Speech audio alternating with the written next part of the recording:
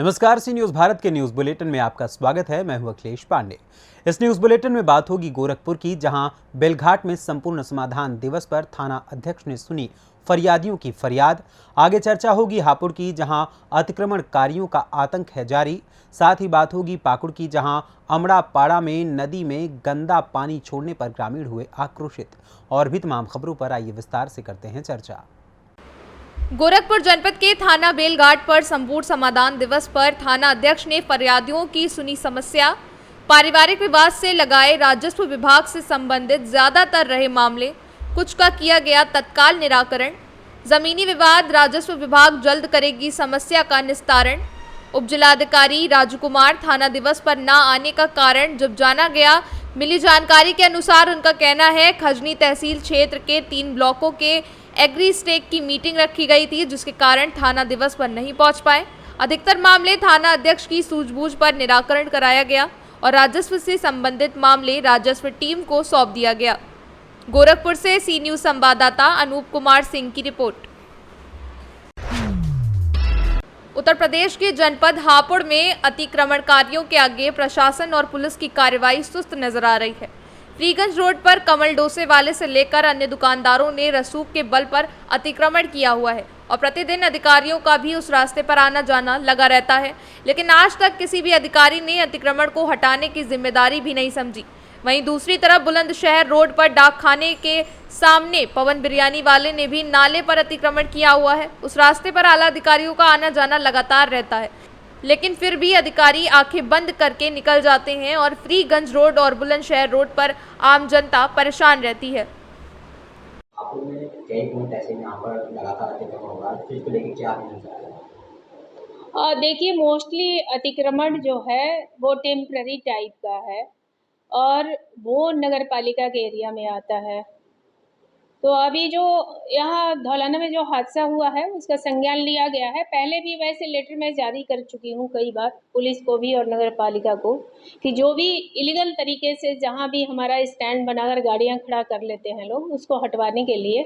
और इसमें मैं एक अभियान चलाऊँगी और इसको चला करके जितने भी इलीगल तरीके से गाड़ियाँ खड़ी होती है या ढाबे जो है PWD की सड़क के किनारे बन जाते हैं, उसको अभियान चला करके उसको हटवाया जाएगा।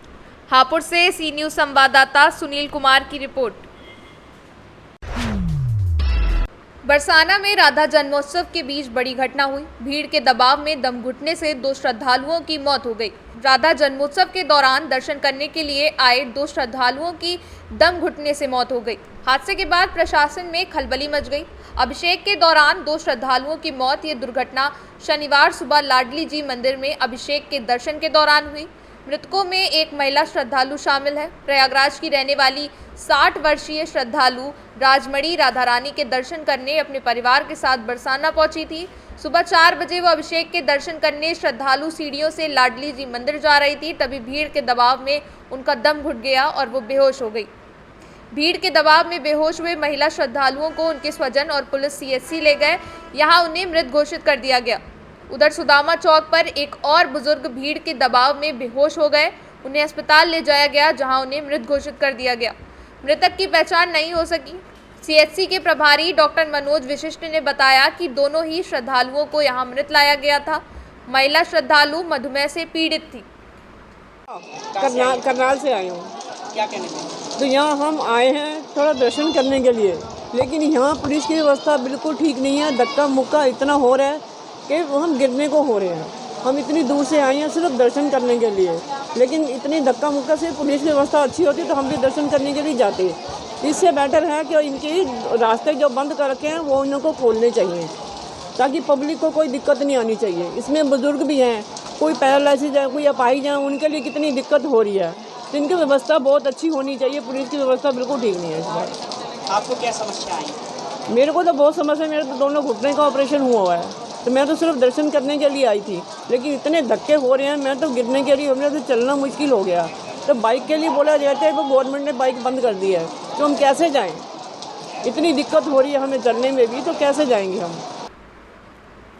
मथुरा से सी न्यूज़ संवाददाता गुलाब सिंह की रिपोर्ट।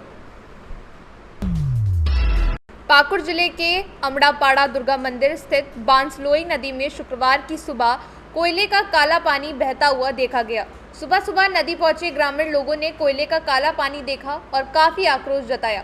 हालांकि दोपहर के बाद पानी साफ हो गया था। गुरुवार को हुई झमाझम बारिश के बाद गुरुवार की शाम से ही नदी में पानी उतरना शुरू हो गया था।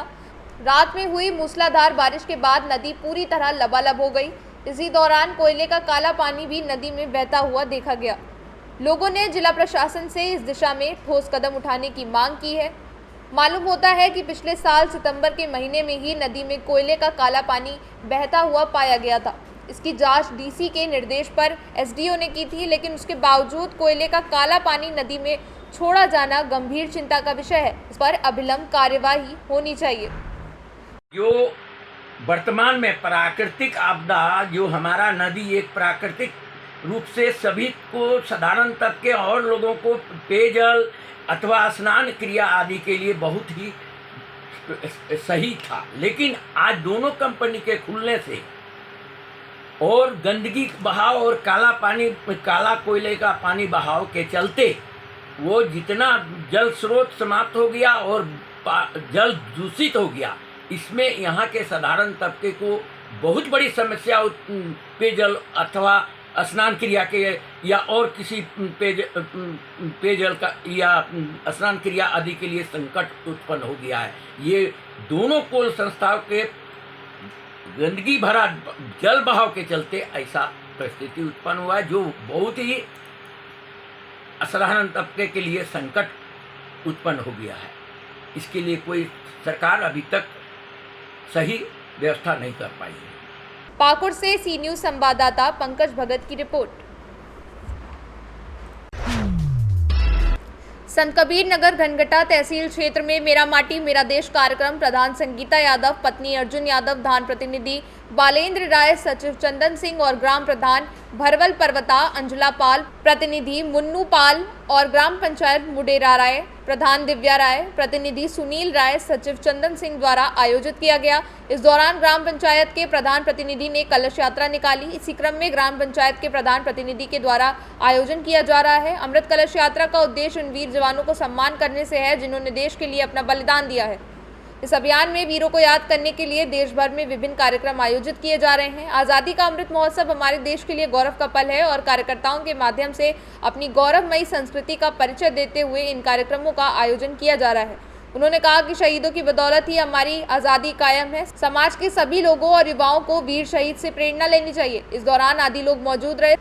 संत कबीर नगर से सी न्यूज संवाददाता रमेश चंद की रिपोर्ट। फिलहाल के लिए इस न्यूज़ बुलेटिन में बस इतना ही। देश दुनिया की तमाम खबरों के लिए देखते रहें सी न्यूज़ भारत। हर खबर आपके साथ, आपके हाथ।